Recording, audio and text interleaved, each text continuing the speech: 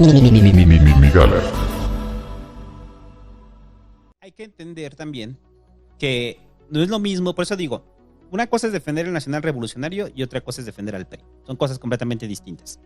Pero dentro del propio priismo, pues obviamente siempre hubo también divisiones y grupos.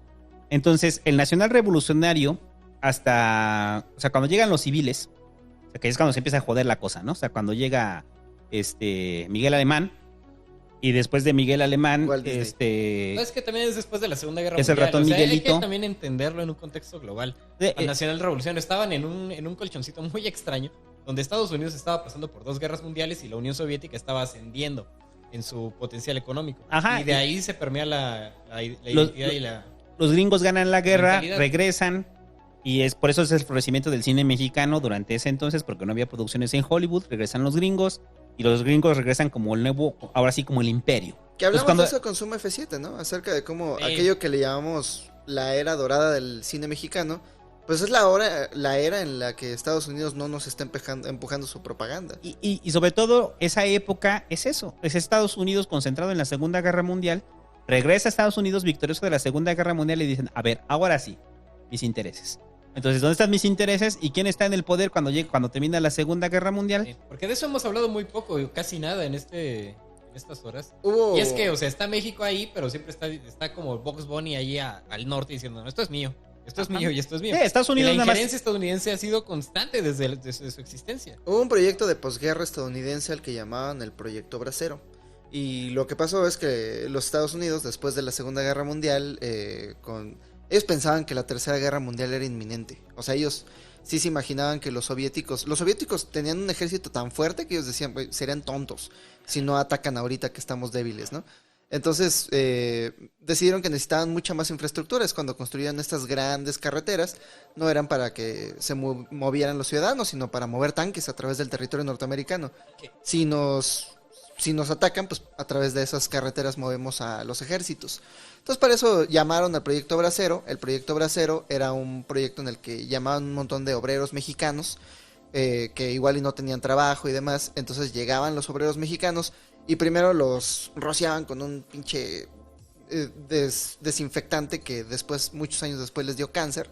Y después los tuvieron ahí trabajando 5 o 6 años en lo que terminaban sus obras de infraestructura. Y para cuando estos mexicanos ya tenían una vida construida ahí en los Estados Unidos, ¿qué crees, puto? De vuelta a México. Y a veces ni siquiera a México, a veces simplemente cargaban camiones llenos de obreros mexicanos, los dejaban en el desierto de Sonora y vale, ahí ven cómo se las arreglan de vuelta a sus ciudades.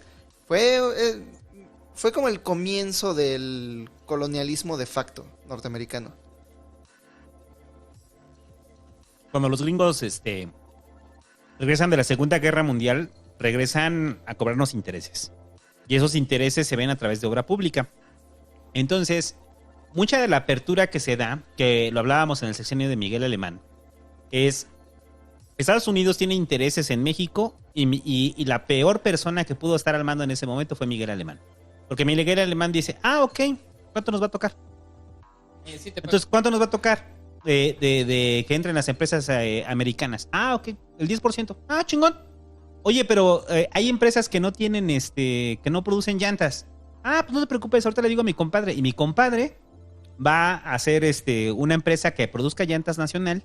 Y a partir de ahí, mi compadre me va a dar una mochada. Entonces mi compadre me va a dar una mochada y su empresa va a ganar la licitación. Va a ganar el contrato. En ese entonces, pensar en cosas como en el INAI y que había acceso a la información pública de quién tenía... Mames, ¿de quién? Eso no existía. O sea, ¿te estás dando cuenta que regresamos a la época preburbónica? Todo eso existe por su era culpa. exactamente de la manera en la que se gobernaban los caciques españoles en el virreinato. O sea, yo llegué al ejercicio del poder. Entonces, pues voy a ver qué economía se mueve aquí, cómo puedo yo lucrar para mi beneficio. Ajá, y ese era el pinche presidente de México. Y ese era el presidente de México. Entonces, imagínense, a ver, para todos los que no lo sepan o que no hayan escuchado el Pasquín Tapado. Miguel Alemán fue tan rico, muchachos, que su familia después llevan el Miguel Alemán cuarto. Ajá. El último, el nieto de Miguel Alemán Magnani, ahorita está de fugas por el defraude fiscal de Interjet. O sea que es de familia. La uña larga. Sí, no. O sea, Miguel Alemán... ¿Y tu familia qué hace? No, pues somos rateros. Sí, tal cual. O sea, Miguel Alemán por eso le decían el ratón Miguelito. O sea, el ratón Miguelito, pues ratero. O sea, por eso. Entonces, Miguel Alemán Magnani... ¿Y por qué más tienes que admitir? Es muy parecido a Walt Disney. Ah, sí, se parece un chingo a Walt Disney, Miguel Alemán. Hizo un pinche risita de mierda de Miguel Alemán. Bueno, Miguel Alemán Magnani, que ahorita es el de los... La familia Alemán son dueños de una aerolínea. ¿Cuánto tuvo que saquear Miguel Alemán? Para que sus bisnietos sigan siendo ricos. Entonces, todas esas familias que se hicieron ricas, amparadas por Miguel Alemán, pues ahí lo narra muy bien Serna, en el Vendedor de Silencios. Ajá. Cuando sale el rollo de Miguel Alemán. Todas esas familias, Miguel Alemán implementa un modelo que es la perdición de nuestro país, para mí, ya sé que lo pongo bien en términos bien tirados al drama. Ajá. Pero para mí, el modelo de Miguel Alemán se instaura el robo la corrupción. La corrupción como parte institucional del país. Ajá. Y el saqueo como parte de la cultura priista. Y el abuso del poder y el uso del poder para bienes personales. O sea, el ejército era tu ejército, la policía era tu policía, y era tu brazo armado para ti y para tus propios intereses. Ajá, y para proteger a tus amigos, para hacer negocios entre ellos. Se crearon a partir de ahí familias enormes. Con privilegios, verdaderos privilegios políticos. No mamadas de que tienes varo o contactos. Sí, no. De que puedes hacer lo que querías. Y uno pensaría que después de Miguel Alemán, cuando llega Ruiz Cortines, que tiene esta visión como del peje, que esa anécdota la platicamos ahí, que Ruiz Cortines un día iba en el carro presidencial y se pasa un alto, güey, y el tamarindo lo detiene, bueno, el de tránsito, y le dice, y no lo detiene, ¿no? Entonces Ruiz Cortines se regresa y le dice, cóbreme la multa. Así. O sea, pero era un rollo que después de tanto saqueo de Miguel Alemán y de que la percepción ciudadana, la gente decía, este hijo de su pinche madre va a robar. Entonces Ruiz Cortines se tenía que curar en salud y tener ese tipo de actos, hacer un gobierno austero, según en teoría perseguir los tratos de amigos, pero ya había... Suena familiar. Sí, o sea, Ruiz Cortines es el peje, o sea, en muchas cosas. Y o sea, después de un gobierno tan saqueador, Ruiz Cortines tenía que hacer eso, pero el problema es que los alemanistas o la clase política de ese prismo, que ese ya es el prismo rapaz que conocemos, ya estaban enquistados en el sistema político mexicano y en el sistema económico mexicano. Sí, entonces, un cáncer que ha tomado años y años y años, ¿no? Y a la chingada a la chingada la educación comunista, y a la chingada el reparto agrario, o sea, a la chingada los principios de la revolución. Allí es maravilloso cuando Luis Estrada sí atina mucho en la película de La Ley de Herodes, cuando Vargas se vuelve loco y dice, vengo a cumplir los preceptos de modernización de mi presidente Miguel Alemán Valdés. Uh-huh. Y que después de eso es cuando empieza a cobrarles barba a todos ahí en el pueblo, güey. O sea, vean La Ley de Herodes. La Ley de Herodes es el retrato vil del alemanismo.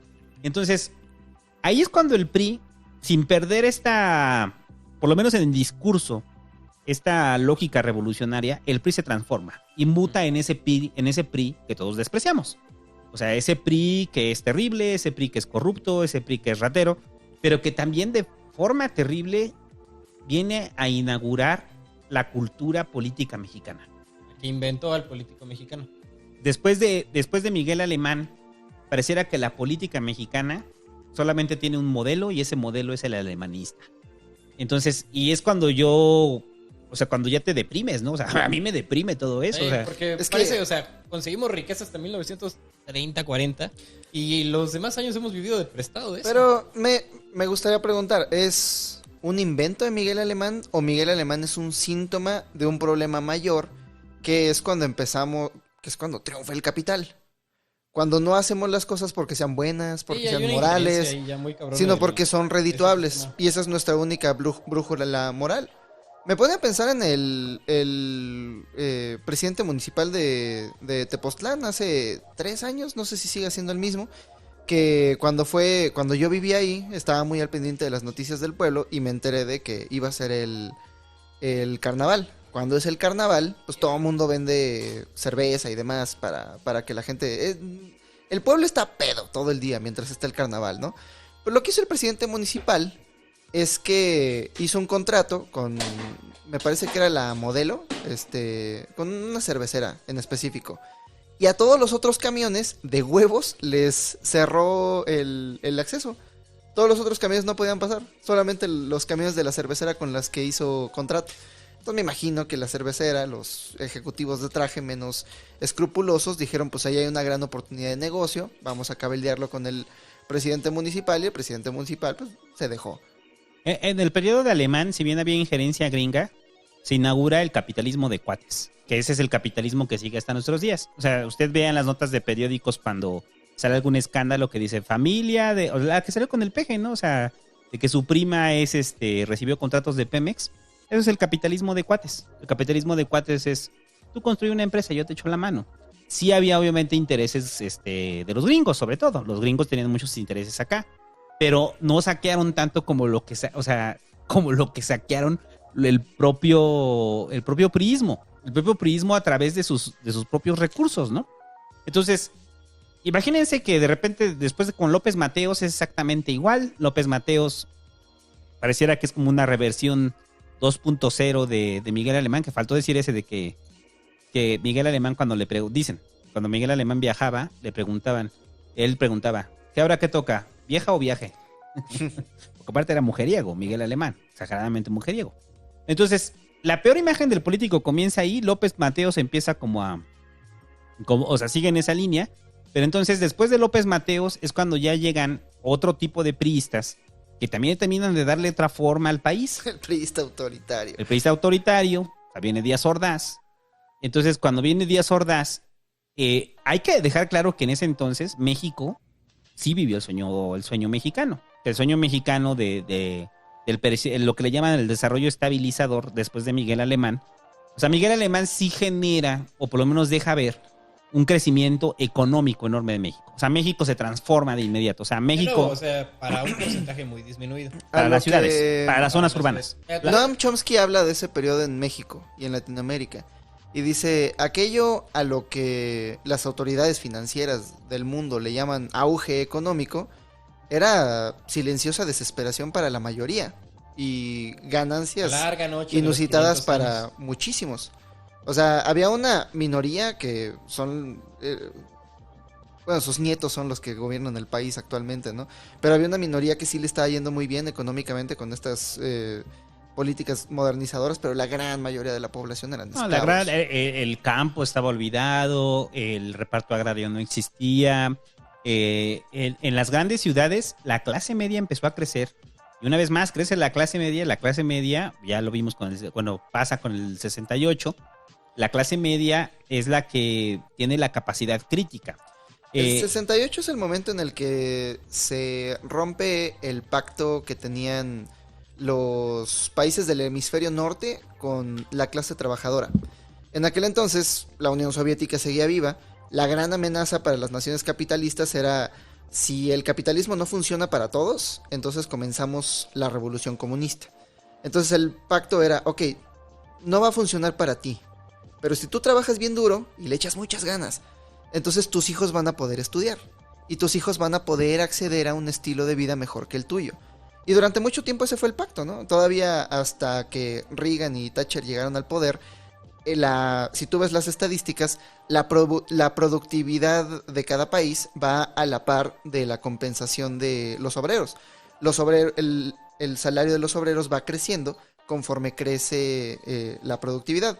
Pero alrededor de los años de las revoluciones, también en Francia en el 68 hubo marchas, también en Estados Unidos está el movimiento. Lugares, En Estados Unidos está el movimiento de las libertades civiles con Martin Luther King.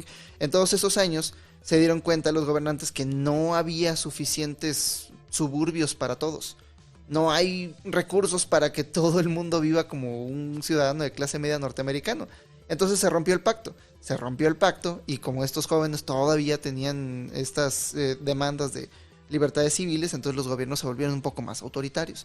Y ya que callas todas esas voces, ya que todo el mundo se cansa de exigir, entonces es cuando ya puedes meter un Nixon, es cuando ya puedes meter un Reagan, una Thatcher.